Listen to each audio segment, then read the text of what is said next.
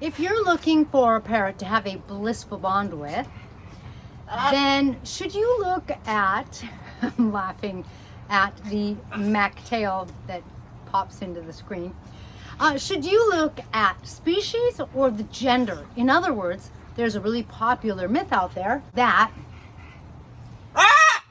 male parrots tend to like female humans and female parrots tend to like male humans. Shh. But is that true? The myth that I do stand behind is macaws are loud. Okay. Hey guys, I'm Kaylin, the author of The Parrot Bliss Bond and 30 Perfect Apartment Parrots. A fantastic book. All 4 of my books are available on Amazon. Actually, 4 plus a care journal.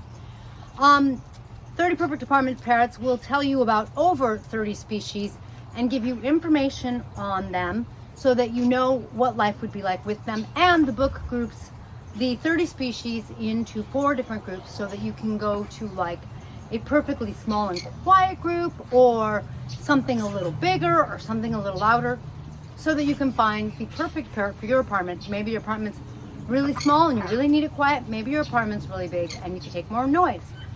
Or you want more Mac personality. All right, hopefully the book will also help you figure out which you're going to be able to bond with. Do you choose by gender or do you choose by species? So here's what's interesting. What I have found, and mind you, I've had over 30 species of parrots, maybe 35, maybe 40 altogether. But what I find really fascinating is the following. There are times when I go to one of my favorite bird stores, for example, and my friend's like, that one doesn't like men, or that one really, likes men or women. Like that can happen. So generally speaking, that means to me that that parrot has had some sort of experience with that gender that has been very positive or very negative, and so they kind of are carrying that over. With birds like Rosie, it may also be true. Rosie, our green wing here, gentle. She thinks I'm a chew toy because she loves me. That's why they say love hurts with parrots. But, is it always like that or not? The difficult thing is that there are parrots that do have that preference, but I don't feel like that's always true. For example, Rosie is female, and River here, my green cheek conure, is female. River adores me, although she does like my daughter better, because before she was surrendered to us, she spent a lot of her time with young children. So she bonded with young children, and I feel like she likes my daughter just because she's young. With our green cheeks, I tend to really like the females. I do better with them. The males, for me, are more aggressive. Is that 100% true? Kind of. Our green cheeks, we definitely have had that pattern where the males are more of the protectors, and so for me, they're not as easy to bond with. However, my daughter tends to bond more so with male birds. So for me, I tend to bond more so with female birds. Some of my favorite birds, some of the birds that have been closest to my heart, or that I haven't lost and that I still have, that are closest to my heart, like this Mech Red, are female. Now, there's an exception, more than one exception. Blue, our Quaker, I adore. I like him better than Cookie, our Quaker, and Max, my Cape Parrot, is male as well. Now in Blue's case, he was surrendered to us. He was in a previous home where the person he was bonded to was a young lady, and Blue doesn't know, he could get along with Quakers, but he really knows how to bond with humans, and he really wants to be with humans, and he always wants to be with us, and he's very affectionate. So I really enjoy Blue. I really enjoy taking him like out to lunch with me. I enjoy bonding with him.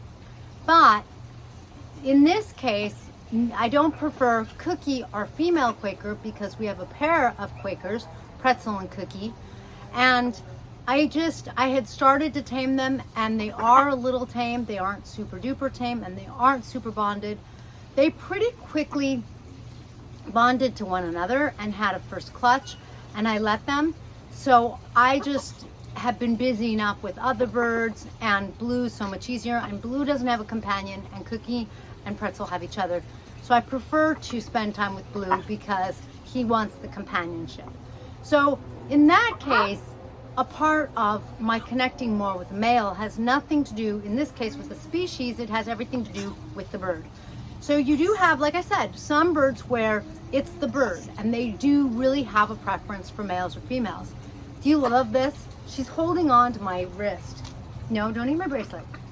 And then you have some birds where it does go by species, like green cheek conures. They are very affectionate. I don't really hear people say too much that their green cheek conure is driving them crazy and they want to surrender it because, you know, they can't handle it. Like, I don't hear that very much at all. That's pretty rare. But when it comes to green cheek conures, sometimes it can be that females don't bond as well. Like, that can happen.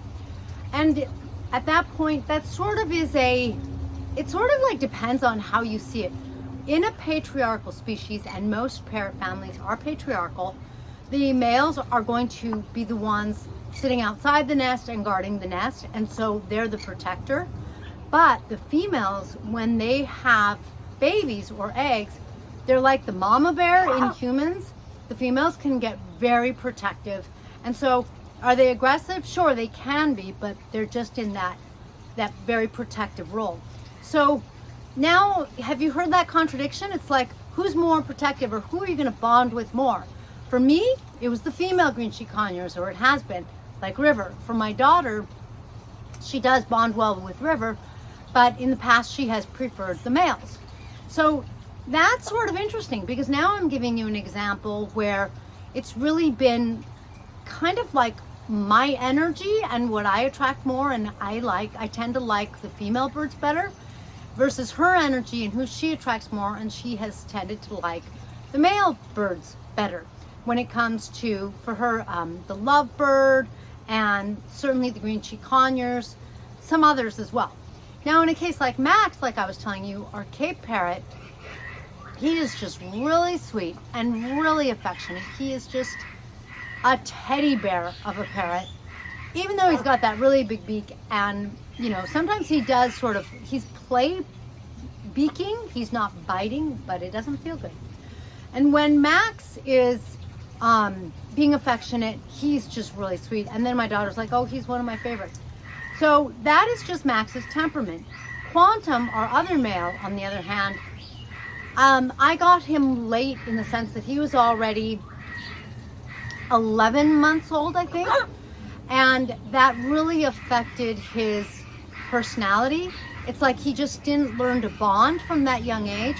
So he's not as bonded. He's not as cuddly. He's certainly not like Max. And Max we got when he was still weaning. He was just starting to eat on his own. So Max is far more bonded. Now, Quantum, though, our second male Cape, really our first, he prefers my husband. Probably in part because I usually have a bird on me kind of thing. And so my husband has sort of the vacancy, like he can go to my husband.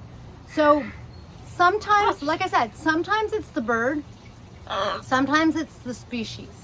Now, is it true that female parrots aren't going to bond as much? I don't think so. Sometimes I hear people say, you shouldn't get a female parrot because they can get egg bound. And that is true, but if they're on a proper diet, it's unlikely. I do a light amount of breeding. When some of my birds, like my Quakers, bred last year, I let them. They had one clutch. I have never really had problems with the parrot being egg bound. Why?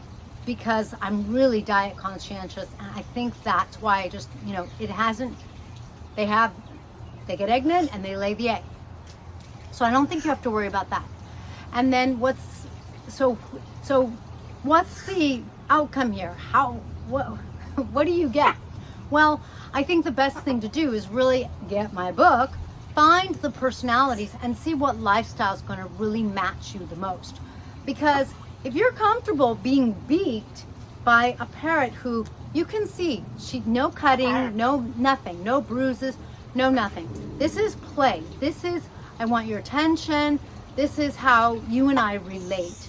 This is how macaws relate to each other. They're a little rough with those big beaks, but could they be anything else with such a big honking beak? Whereas River, she's so fantastic. She doesn't go around beaking me. Sometimes some green cheek conures do. They can be more beaky. But River's fantastic. I can take her to cafes. She sits on my shoulder. She's so easy. I love her so much. She's fantastic. I mean, she's... Rosie is a little harder to take because I can only take so much beaking. I don't get that with River. So the lifestyle is very different. And of course, we kind of have a black and white comparison here, right? Little conure, about 70 grams. Big macaw, over 1,000. Actually, she's about 1,070 or 1,080 grams. So about another 1,000 grams. That's pretty significant. So they're different lifestyles, very different lifestyles that you're adopting. So I would say look at the lifestyle you really want to take on. And if you can, spend some time, just, even just getting to meet the bird in person, if you can, and see who you click with. That tends to work the best. There are even times when a parrot chooses you. They're talking to you, they're making more eye contact with you, they're sort of dancing around. If they talk, they're saying hello to you. When something like that happens, they're choosing you, and chances are pretty good. I've never heard anyone say, my parrot chose me and then changed their mind and hates me. I've never heard that. I've always heard that when a parrot chooses you, it's just a match made in heaven. And I have certainly had that experience multiple times, at least 3 or 4 that I can think of. So when you're choosing, number 1, go by the lifestyle that you really want to take on. And number 2, try to meet the bird and see who you click with, because who you have an affinity for and the bird that has an affinity for you is probably a better match than choosing just by the way a parrot looks or by predetermining according to their gender. I don't feel like that's really going to pan out.